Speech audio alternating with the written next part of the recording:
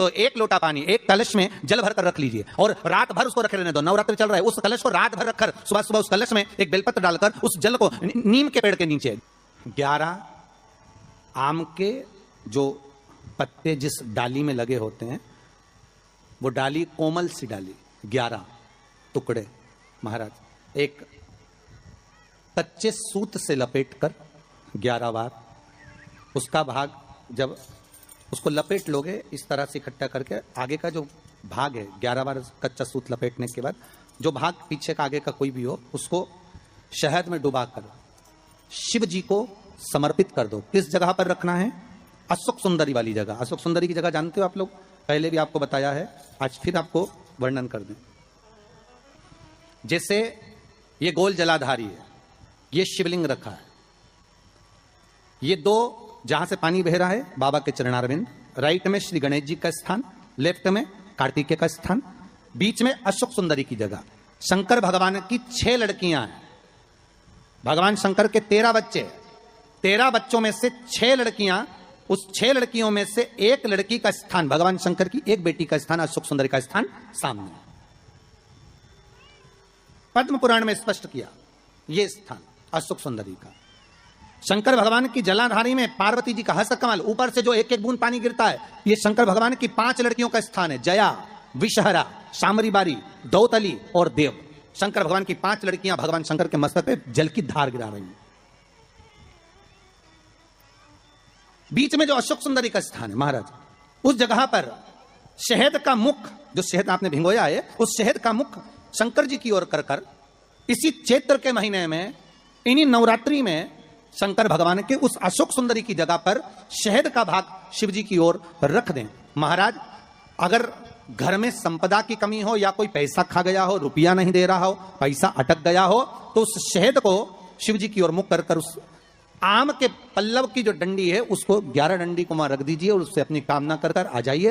हो सके उस शहद में से थोड़ा सा शहद किसी रुमाल पर किसी कपड़े में लगाकर उसको रख लीजिए। जिस व्यक्ति से पैसे लेना है, जिस व्यक्ति से पैसे मांग रहे हो, उससे एक बार जाकर मिल लीजिए, एक बार उसको खबर कर दीजिए। बाबा चाहेगा भोलेनाथ तो नवरात्रि में ही पैसा वापिस आ जाएगा, अगर शिव कृपा कर दे। ये बाबा की करुणा। आम का पल्लव कोई साधारण नहीं जिसको कलश के ऊपर रखा जाता है, शिव की कृपा। जिस आम के पेड़ पर स्वयं कामदेव चढ़कर भगवान शंकर के तीसरे नेत्र द्वारा जलकर भस्म हो जाते हैं, वो आम का पेड़ साधारण नहीं हो सकता, सहज नहीं है। और वैसे भी शिव शिव है महाराज। आम का जो पत्ता होता है, आम का जो पल्लव होता है, उस आम के पत्ते पर हल्दी और सिंदूर, इन दोनों से स्वस्तिक का निर्माण किया जाए। देवी भागवत का संवाद है, बहुत ध्यान देना महाराज। जिन कन्याओं का विवाह ना हो, पंचमी के दिन, नवरात्रे की कोई सी भी पंचमी, मतलब जो पंचमी तिथि पड़ेगी, कोई भी नवरात्र हो, चाहे वो 4 नवरात्र में से, चाहे वो पौष का हो, अश्विन का हो, चैत्र का हो, आषाढ़ का हो, किसी भी नवरात्र में आप कर सकते हैं। एक पान के पत्ते पर, एक ही पत्ते पर जो 2 स्वस्तिक बनेंगे, एक हल्दी का बनेगा, एक सिंदूर का बनेगा। बस अंतर इतना है, जो हल्दी का स्वस्तिक है उस पर कंकु के चावल अर्थात रौली के चावल, रोली कुंकू के चावल रखना है, और जो सिंदूर का है उस पर हल्दी के चावल रखना है। इतना रखकर जिस लड़का लड़की का विवाह नहीं होता उसकी हथेली पर रखकर उसका नाम और गोत्र बोलकर महाराज उसको ले जाकर नीम के पेड़ के नीचे उसको रख दिया जाता है। मात्र 3.5 या 4 महीने ऐसे रहते हैं जिसके अंदर उस लड़का लड़की का विवाह पक्का हो जाता है। जिसका विवाह नहीं होता केवल उसी के लिए, जिसका मंगल विवाह ना हो रहा, आम के पल्लव में शिव का वर प्रदान है, आम के पल्लव में शंकर का आशीर्वाद, आम के पल्लव में शिव का आशीर्वाद। के दिन लोग देवी जी की स्थापना करते हैं, तो क्या स्थापना में क्या रखते हैं? कलश रखते हैं ना। तो कलश किस लिए रखा जाता है? कलश का क्रम क्या है?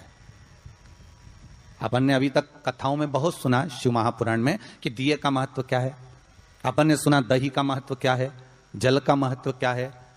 पूरी शिव महापुराण में अपने अलग अलग महत्व को जाना है। पर यह नवरात्रे में जो शिव महापुराण की कथा शुरू हो रही है, नवरात्रे में जो शिव महापुराण की कथा को हम श्रवण करने के लिए बैठे हैं, इसमें हमारा एक संशय और मिटना चाहिए कि भारत की भूमि पर जब मां आद्य शक्ति की स्थापना होती है, मां जगतजननी को जब विराजमान किया जाता है, या चैत्र नवरात्रे में, शरदीय नवरात्रे में, आषाढ़ी नवरात्रे में, आदिकादिक पौष नवरात्रि में हम जगत जननी जगदम्बा की जब स्थापना करते हैं, या हम नूतन घर का प्रवेश करते हैं, या गणेश जी की स्थापना करते हैं, या कोई दुकान को प्रवेश करते हैं, या कोई शुभ कार्य करने के लिए अग्रण्य होते हैं, तो हम कलश की स्थापना क्यों करते? आखिर कलश में ऐसा क्या है? कलश के अंदर आखिर ऐसा क्या विराजमान है कि 33 कोटि देवता उस कलश के अंदर आकर बैठ जाते हैं? महाराज,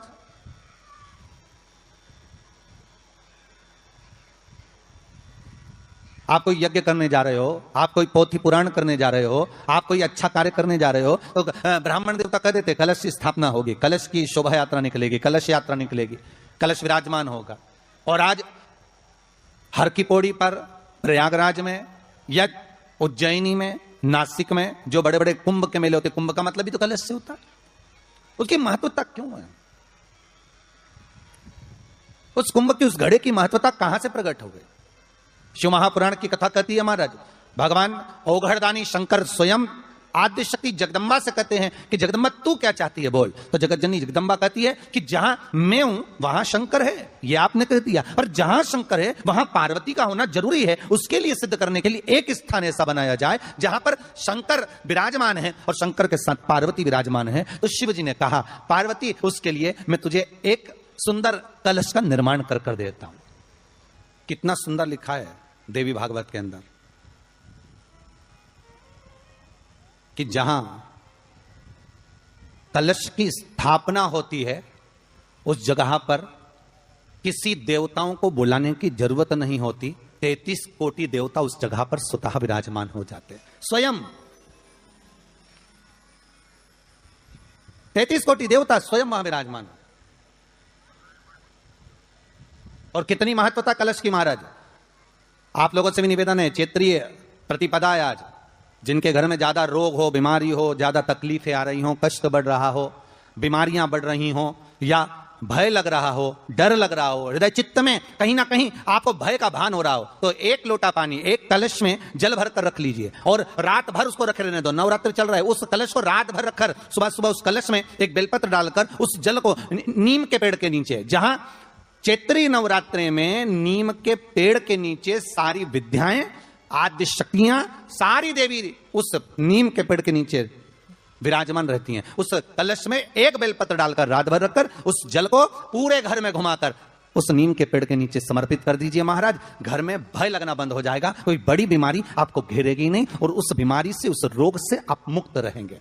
उस बीमारी से, उस रोग से आप मुक्त पाएंगे, वो बीमारी आपको घेर नहीं। कलश का इस संसार सागर से उबरने के लिए हम भगवान की कथा को अपने हृदय में, अपनी चित्तवृत्ति में, अपने मन में उतार लें।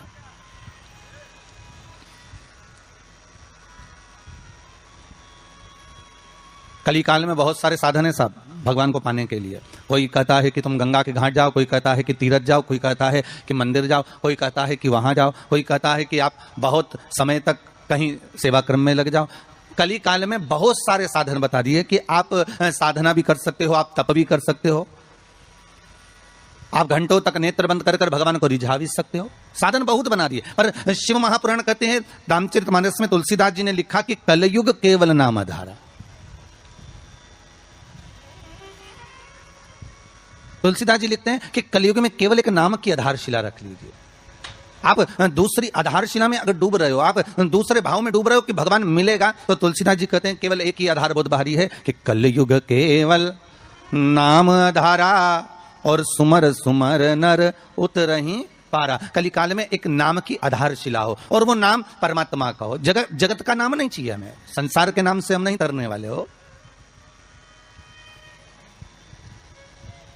एक भगवान का नाम, एक राम नाम, एक कृष्ण नाम, एक शिव नाम, एक जगत जननी जगदम्बा का नाम, एक आद्य शक्ति का नाम अपने भीतर में हो।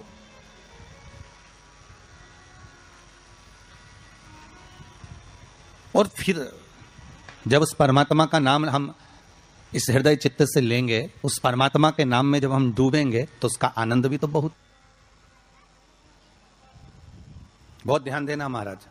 कलश का जो मुख होता है, उस मुख पर भगवान विष्णु का स्थान होता है। किसका स्थान है? भगवान विष्णु का।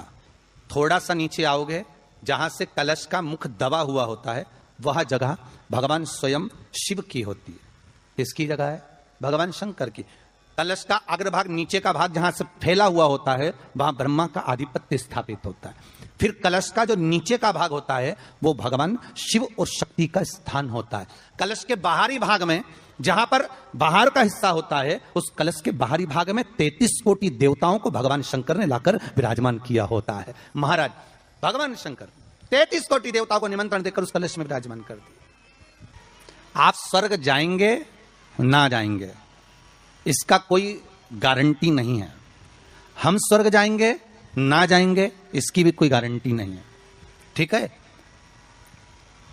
पर इतना विश्वास जरूर है कि आप अगर भगवान शंकर का अनुमोदन कर रहे हैं, आप शिव नाम की चर्चा कर रहे हैं, आप शंकर की कथा को श्रवण कर रहे हैं, आप शंकर की कथा में डूबे हुए हैं, आप आदिशक्ति के नवरात्रे में शंकर का अनुमोदन कर रहे हैं, आप शिव अर्चना कर रहे हैं, आप शंकर का नाम जाप कर रहे हैं, आप शंकर का स्मरण कर रहे हैं, तो यह पक्का है कि आप बैकुंठ जाएंगे ना जाएंगे इसकी कोई गारंटी नहीं है। पर यह पक्का है कि आप अगर भगवान के नाम में डूबे रहे तो बैकुंठ अधिपति नारायण तुम्हारे पास जरूर आ जाएगा, यह पक्का है महाराज। आप जाएंगे ना जाएंगे उसके कोई बात नहीं है, पर भगवान स्वतः, नारायण स्वतः अपने पास आ जाए, इसका सुख है, इसका एक आनंद। तो हम दान कर रहे हैं, पुण्य कर रहे हैं, या हम कोई सत्कर्म कर रहे हैं, या हम कुछ भगवान के निमित्त हम ये सोच कर दे रहे हैं कि हम दान करेंगे तो ऐसा होगा, हमें स्वर्ग मिल जाएगा। नहीं नहीं, हमें स्वर्ग जाने की चाह तो छोड़ देना चाहिए। कहा करऊ में बैकुंठ के जाए, मैं बैकुंठ जाकर करूंगा क्या?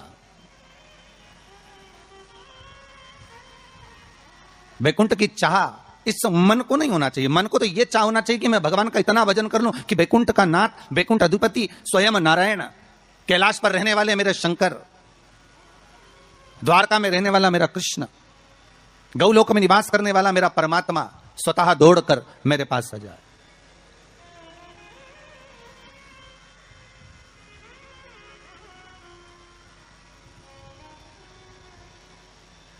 और उस परमात्मा को पाने के लिए महाराज केवल एक नाम का था। तो बैकुंठ आप जाएं या हम जाएं इसका कोई पक्का भरोसा या विश्वास नहीं, कोई ने लिख के भी नहीं दिया तुमको, और जो गए उनसे पूछ भी नहीं सकते कि तुम बैकुंठ में हो कि और कहीं हो।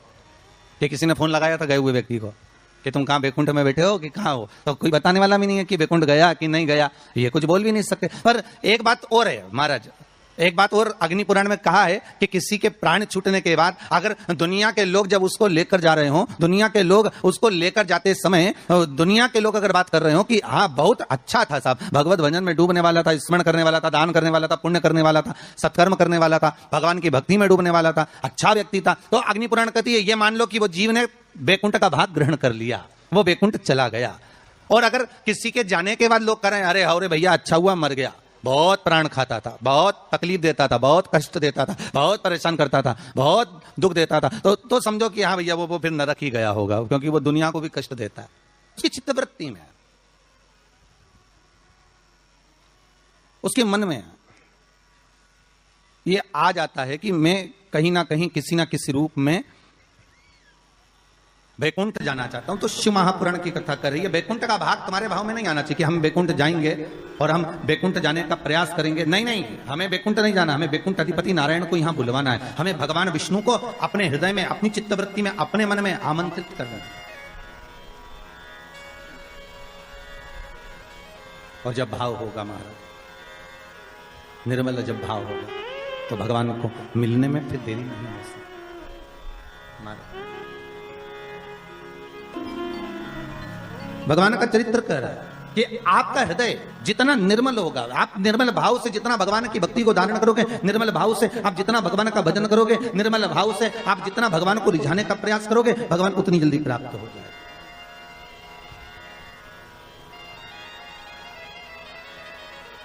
उतनी जल्दी।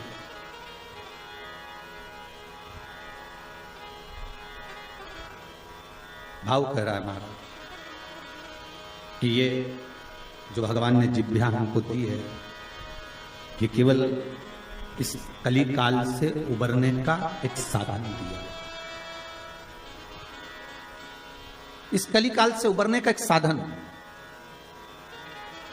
कली काल से निकलने का एक साध्य बनाया है।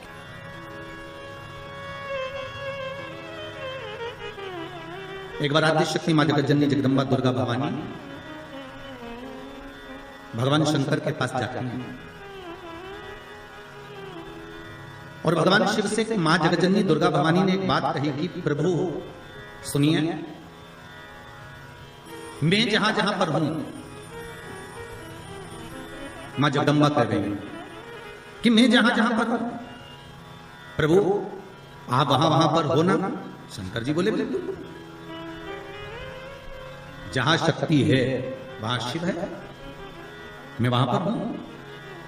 तो जगतजननी जगदम्बा के मुख से निकल गया प्रभु फिर जहां पर शिव है वहां पर भी शक्ति है, जहां शंकर है वहां स्वयं आद्य शक्ति जगदम्बा पार्वती, मैं वहीं पर हूं जहां आप हो। शंकर भगवान ने कहा सुन पार्वती, तू जहां पर है वहां पर शंकर है।